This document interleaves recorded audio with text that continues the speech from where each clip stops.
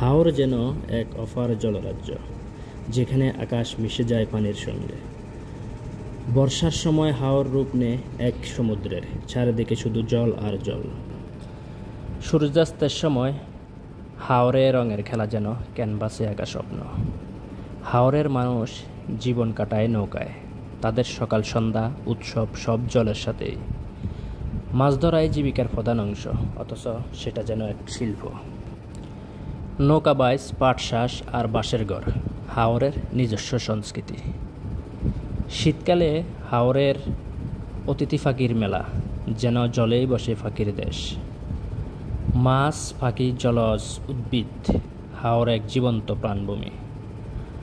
হাওর শুধু জল নয়, হাওর এক গল্প, ঢেউয়ের মানুষের আকাশের। হাওরের বুকে বেশি চলে জীবন, বেশি চলে স্বপ্ন।